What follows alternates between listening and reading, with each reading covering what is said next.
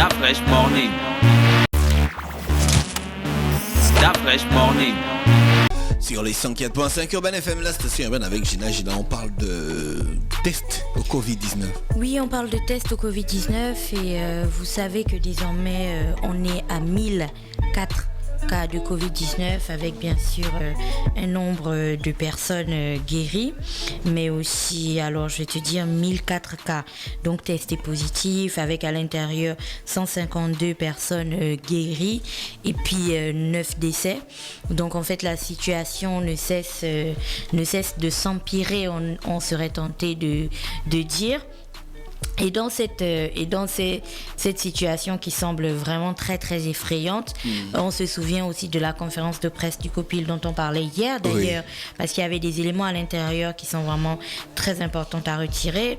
Et donc à la conférence de presse, il y avait la directrice du centre de santé ou la responsable du centre de santé qui s'occupe des dépistages de masse au Covid-19 et qui disait donc que le centre est ouvert et que des gens devraient aller se faire tester en fait pour connaître leur statut concernant le Covid. Et c'est justement sur cette question-là que j'avais envie de revenir aujourd'hui, sur la question du test du Covid, parce qu'en même temps on écoute plein de choses sur oui tu vas partir et on va te contaminer au Covid même si tu l'as pas, ou alors tu vas partir et le test sera automatiquement positif déjà, donc il faut faire attention. Enfin, il y a plein de choses qui se racontent en ce moment sur les tests. Donc pour savoir, il faut pour info, il faut savoir qu'à Libreville, je pense qu'il y a plein d'autres tests. Celui que moi je connais, c'est le centre de tests de masse, donc d'Ovendo.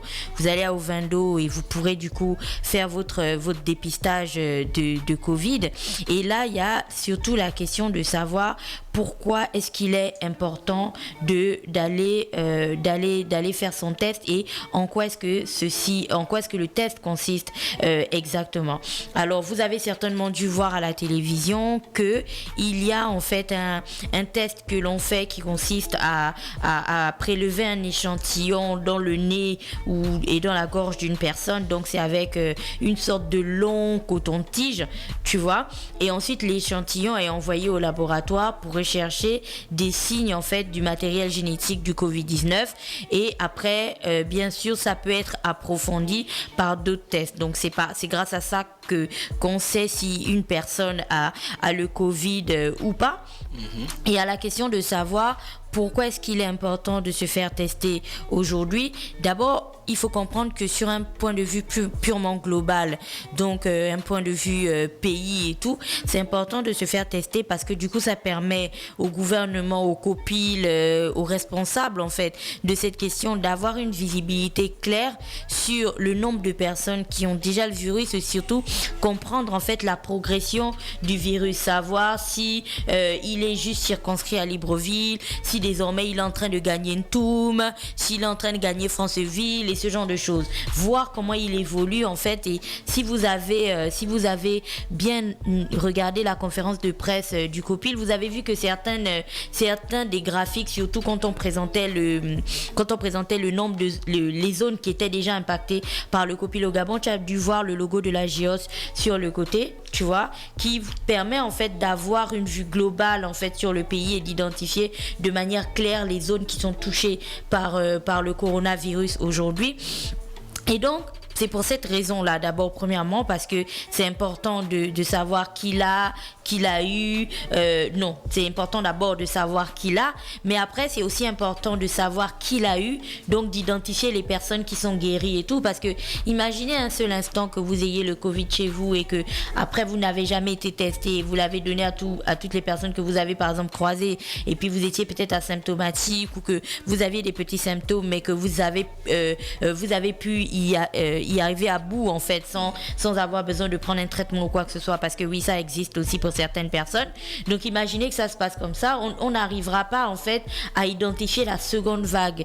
Tu sais, la seconde vague dont la Chine est en train de parler aujourd'hui, où on te dit qu'il y a des recontaminations, où Jean-Paul parlait de la durée en fait entre le moment où une personne est guérie et le moment où elle est encore recontaminée au Covid. On ne peut pas savoir, on ne pourra pas avoir des statistiques, on ne peut pas avoir des éléments clairs pour parler de cette période-là si on n'a aucune idée de qui était malade, de qui a guéri, de qui a fait quoi, tu vois. Donc c'est important pour ces points-là.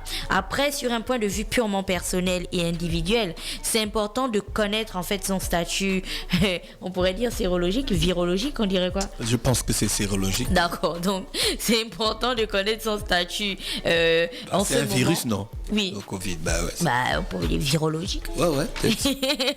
C'est important de savoir son statut parce que du coup, vous allez comprendre que dans la plupart des cas, en fait, lorsque on a parlé du Covid dans d'autres pays, on disait vraiment que plus vite la personne qui est atteinte du Covid est prise en charge lorsque c'est nécessaire, plus elle a des chances en fait de s'en sortir. C'est que si par exemple vous êtes une personne qui a de l'obésité mais que vous ignorez, ou que vous êtes une personne qui a du diabète mais que vous ne savez pas parce que vous n'avez pas encore fait une crise de diabète dingue, si vous êtes une personne qui a de l'hypertension ou de l'hypotension, l'hypertension c'est ce dont ils ont parlé la dernière fois, vous avez de l'hypertension mais vous ne savez pas par exemple, une fois que vous savez que vous avez le Covid et que vous êtes pris en charge par un médecin, tous les paramètres là il va les prendre en compte, tu vois. Donc c'est important de savoir exactement où on part en fait, de quel point on part pour ensuite y voir un petit peu plus clair.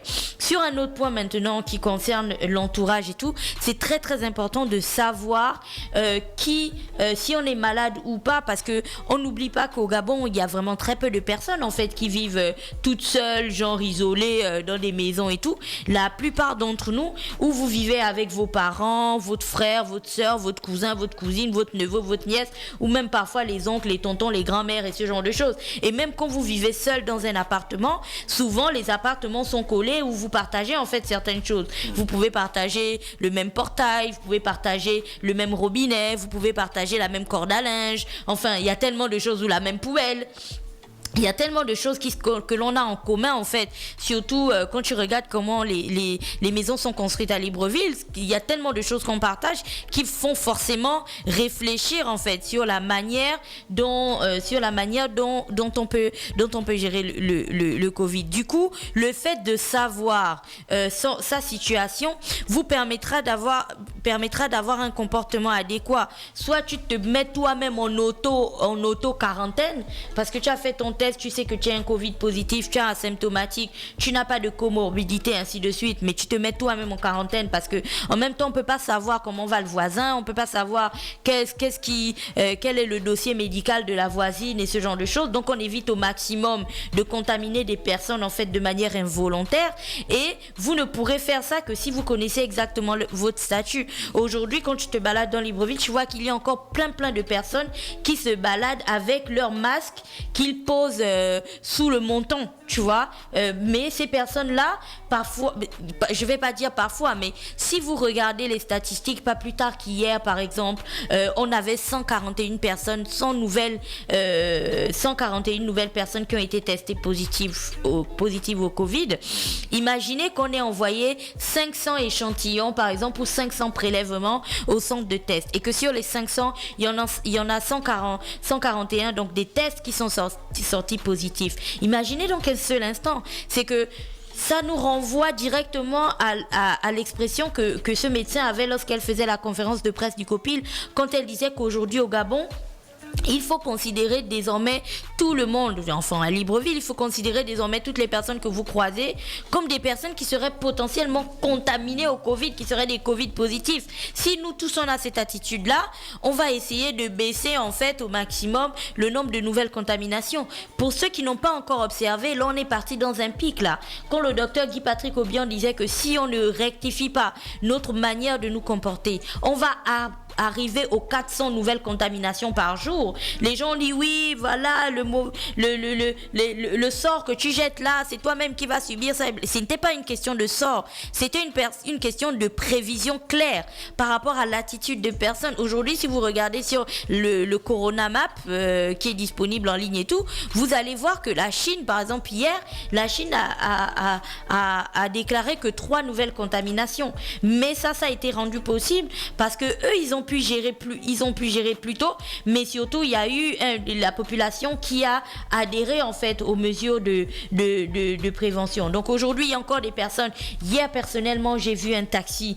Il y avait 3 personnes derrière, une personne devant.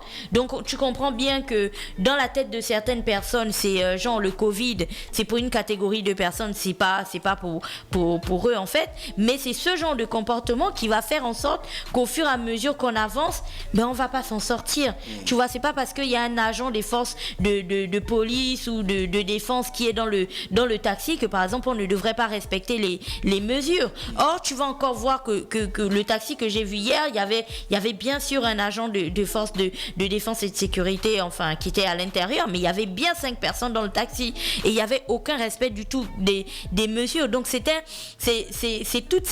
tout ça qui doit nous permettre aujourd'hui de comprendre en fait comment le virus évolue, comment est-ce qu'il va évoluer ces prochains jours.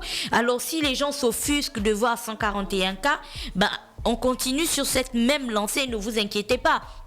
On va arriver à 200, à 300 et à 400 nouvelles contaminations jour. Et donc, si vous savez que votre cas est peut-être un petit peu tendu, peut-être que vous avez une maladie qui est sous-jacente, que vous ne connaissez pas, peut-être que vous avez des petites sensations, parfois vous avez traîné la patte pour aller voir un médecin il y a longtemps et ce genre de choses, prenez votre courage, allez-y au centre de santé d'Ovendo, tout est gratuit en fait, vous allez, vous faites votre test du Covid, vous attendez que les résultats sortent, vous allez les récupérer et tout, et vous verrez quelle est votre situation. Si vous êtes Covid négatif, félicitations.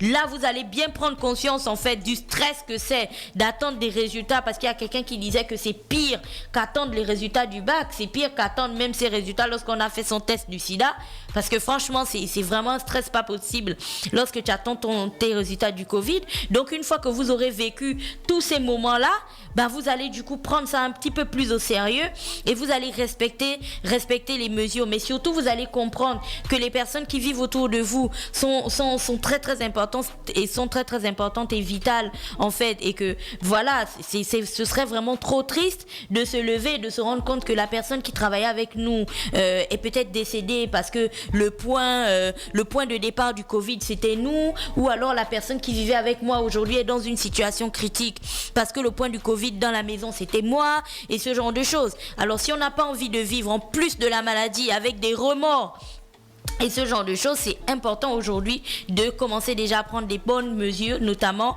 aller faire son test du Covid, savoir quelle est sa situation, et puis une fois qu'on sait quelle est sa situation, on adopte le comportement qui s'y est. Et c'est un rappel pour tout le monde, le masque se met sur le nez et doit couvrir le nez et la bouche. Il est inadmissible que les masques se baladent sous les mentons ou accrochés aux oreilles des gens. C'est à la fois une protection pour vous, mais aussi une protection pour les personnes qui sont en face de vous, parce que si vous avez regardé le journal d'hier par exemple, il y avait les résultats sur ce que le masque permet de faire. Donc si par exemple tu es face à une personne qui a le Covid mais qui n'a pas de masque, et que toi tu n'as pas le Covid, tu as un masque, tu as par exemple 70% de probabilité d'être contaminé. Tu vois, donc d'où la raison pour laquelle si vous voyez quelqu'un qui vient vous parler qui n'a pas de masque, dites-lui que tant qu'il n'a pas de masque, vous discuterez pas avec lui, parce que s'il a le Covid et que vous avez votre masque, vous avez quand même 70% de chances d'être contaminé. Après, si vous avez une personne qui est porteur du Covid, qui porte un masque, et que vous n'avez pas de Covid, vous n'avez pas de masque, vous avez 5% il y a 5% de probabilité que vous soyez contaminé. Donc vous voyez que là déjà, c'est déjà intéressant. Du coup, il faut absolument exiger des gens qui portent des masques. Maintenant, si vous avez une personne qui a le Covid, qui a un masque, et que vous n'avez pas le Covid, vous avez aussi un masque, tiens-toi bien, il n'y a que 1,5% de probabilité que vous chopiez le Covid. Donc vous comprenez qu'aujourd'hui, on est obligé de tous faire la police. Moi, personnellement, je pense que toutes les personnes qui m'ont croisé depuis le début de la semaine doivent en avoir marre parce que je crie à tout le monde de mettre son masque. Donc aujourd'hui, faites attention à votre santé parce qu'on ne sait pas en fait qui est malade. Et quand je dis malade, au-delà du Covid, mais c'est vraiment, on ne sait pas qu'il y a une maladie chronique qui est peut-être là endormie et puis on ne connaît pas et tout ça. Donc en plus de ces maladies-là qui parfois sont cachées et tout, on ne peut pas savoir qu'il y a le Covid aujourd'hui parce que quelqu'un peut faire des petites fièvres la nuit et puis se dire que c'est parce qu'il a eu une dure journée, c'est parce qu'il a eu trop froid, c'est parce qu'il a fait trop de sport ou ce genre de choses. Mais en réalité, il serait vraiment en train de développer son Covid et puis voilà, bam, vous serez contaminé et c'est comme ça que on arrive à des situations qui peuvent être catastrophiques. Donc faites attention à vous, faites attention aux personnes qui vous sont chères, mettez des masques et puis voilà, c'était tout pour aujourd'hui.